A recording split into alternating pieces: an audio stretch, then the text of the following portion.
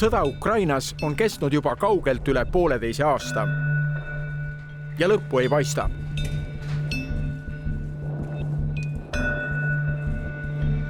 Sõda Iisraelis on kestnud üle kuu, ent samuti lõppu ei paista. Ning need esmapilgul 2 erinevat verist kokkupõrget on omavahel üsna seotud. No on kindlasti, olgugi et Lähis-Idas on sõdu ju varemgi peetud, siis need, kellel on sealt kasu lõigata, on ju samad riigid, kes tegelikult on ka pidamas agressiooni Ukraina vastu. Ukraina vastu ei sõdi ju mitte ainult Venemaa.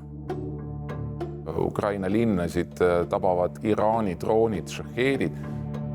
Samamoodi Põhja-Korea suurtükimürsud on ju venelastel kasutusel. Ja ka Hiina tegelikult on taustal väga selgelt nägemas, et see aitab kaasa Ameerika Ühendriikide ja kogu läänemaailma positsioonide nõrgenemisele. Nii et piltlikult öeldes käib selline globaalne sõda autokraatiate ja lääne leeri vahel ja lääne poole eesotsas siis USA. Jaa, absoluutselt, sellepärast, et eks see sajand kuni 20. sajand enne kõike on olnud Ameerika sajand. This is a time for resolve and not revenge. Seda, kuidas USA jätkab jõupingutuste tegemist lääneliku, demokraatliku mõtteviisi, teisisõnu meie mõtteviisi eest seismisel ja selle toetamisel maailmas, saame küsida täna Ameerika ühelt kõige kõrgemalt ametnikult, kes sellega tegeleb. Pole just palju inimesi, kes saaksid öelda nii nagu Samantha Power oma hiljutise Tallinna visiidi ajal, kui ta külastas meie Ukraina kooli, et kui teil on sõnumeid USA presidendile isiklikult, saan nad kohe edasi anda. I'll see President Biden in a few days. If there are things, messages that you would like me to pass to him, I can do that as well. Samantha Poweri ametinimi on USA välisabiagentuuri administraator. Ühendriikide ametikohtade astmetest on välismaal vahel raske aru saada. Välisabi administraator on Washingtonis valitsuskabineti liige, väga kõrge ametikoht.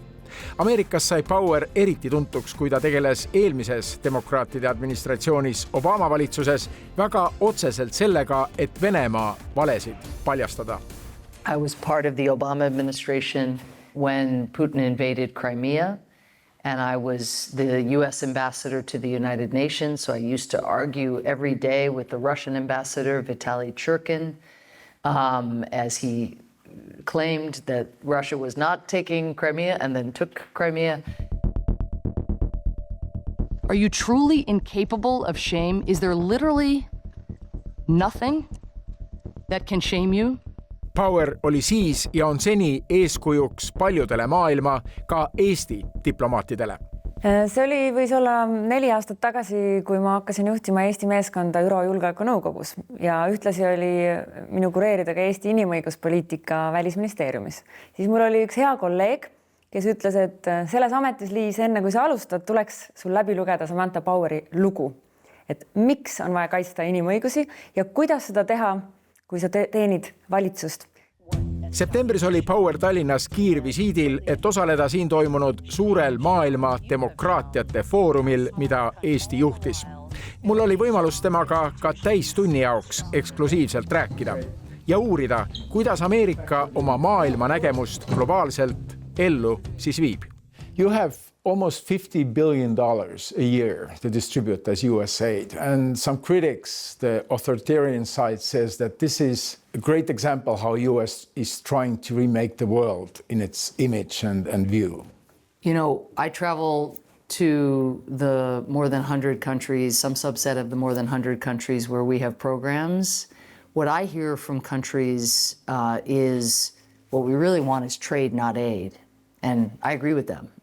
So our goal as USAID is to do what we were able to do in the mid to late 1990s here in Estonia, which is to provide startup resources to help small businesses, to help combat environmental pollution, to help electoral pluralism, and then close down and watch Estonia go off to the races and now see Estonia as a development player making a big impact in other countries. Do you see this as a part of this global battle you see between democratic forces and authoritarian forces? I think what democratic countries want to do which is to support countries' independence, not to make them more dependent on us, to follow a trajectory like we followed in Estonia, where we help, where help is wanted and needed, and then we get out of the way and watch a country grow and prosper as Estonia has. That's the kind of model that we think can play out in a lot of countries around the world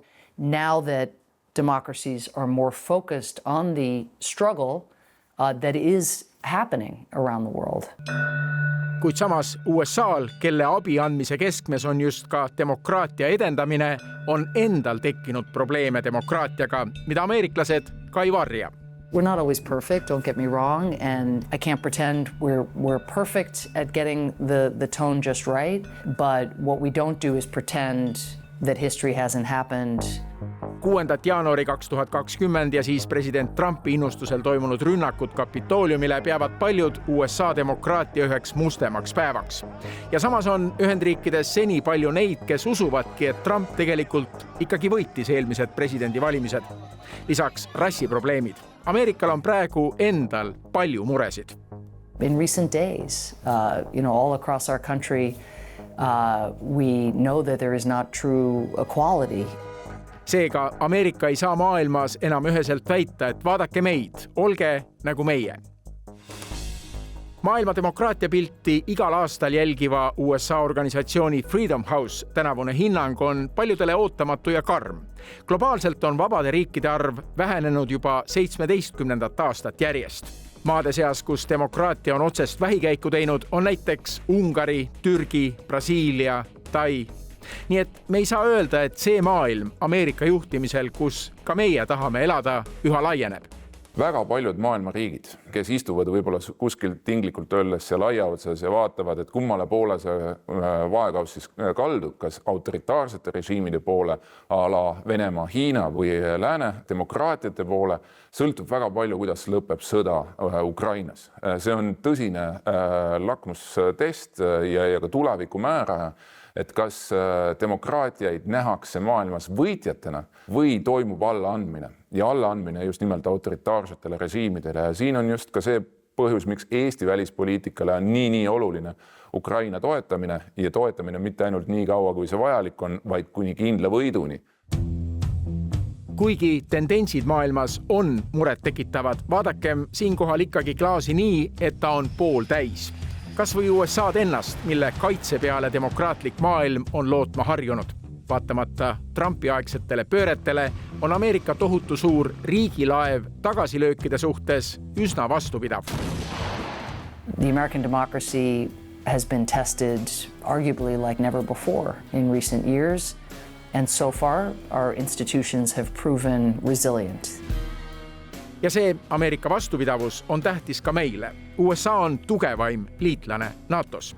Aga kui vaadata kas või Ukraina sõda, just tänu USA otsesele igas kuus antavale abile, tõsi, samasugust abi annab ka Euroopa Liit, saab Kiiev oma riigis palku maksta.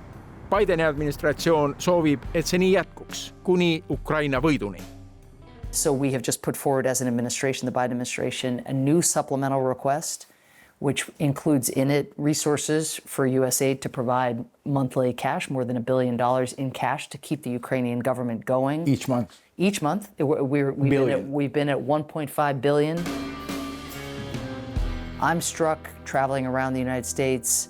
It's still, not the faded blue and yellow flags of Ukraine, from the time when the full-scale invasion occurred, but fresh flags, fresh slogans, this admiration that the American people feel for what Ukraine has done. Americans really hate bullies.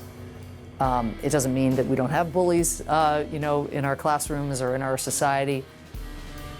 Kuid just üks selline bulli, kiuslik jõhkart, võib üsna pea nii Ameerika kui ka kogu maailma edasist arengut kujundama hakata. Kui Power ütleb, et ameeriklased ei taha omale valida presidendiks bullit, siis Trumpi puhul, milles selline erand? Ma arvan, et see, et Ameerikas on toimunud erakordne polariseerumine, et nii parem äärmusest kui ka vasak äärmused on tegelikult kumbagi parteid väga palju tõmmanud sellest keskkohast eemale. Ja kuna sa oled nii polariseeritud ühiskond, siis sa tegelikult hindad seda bullit, sellepärast et ta ründab seda teist poolt nii agressiivselt. Paljudele Eestis tuleb see ikkagi üllatusena, kes ei ole Ameerikas toimuvat jälginud tähelepanelikult, et Trumpil on nii suured šansid. Donald Trumpi puhul see šanss on võib-olla 30-40%, ütleme, kui me võtame väga optimistlikult. See on siiski tõesti väga suur šanss. Kui ma eelmine kord olen öelnud, et kui Donald Trump võidab eelmised valimised, mida ta võitis, siis sellega pannakse proovile kõik USA institutsioonid ja see läks tegelikult täppi absoluutselt kõik USA institutsioonid, alates kohtutest, kongressist, meil olid 2 impeachmenti, meil oli sisuliselt riigipöörde katse, siis seekord, kui Donald Trump peaks võitma, pannakse proovile kõik maailma institutsioonid. NATO. Kindlasti NATO, ÜRO, Maailma Kaubandusorganisatsioon. Kuidas me saame valmistuda selleks? Me peame erinevad stsenaariumid välja mängima ja läbi mängima, et... No näiteks, kuidas mängida läbi Eesti stsenaarium, et Trump võidab? Ma ei tea. Aga kui vaadata nüüd Trumpi šansse, üks võimalus on see, et ta mõistetakse süüdi, mitu kohtuasja on ju käimas praegu, satub vangi. Ta saab vangist ilusti kandideerida. Aga kui ta vangi satuks ja ta valitaks presidendiks, kas ta saaks siis riiki valitseda ka vangist? Ta saaks endale ka ise armu anda, nii et siis ta saaks ka niimoodi valitseda, et seal ei ole küsimus otseselt ka vangi minekus.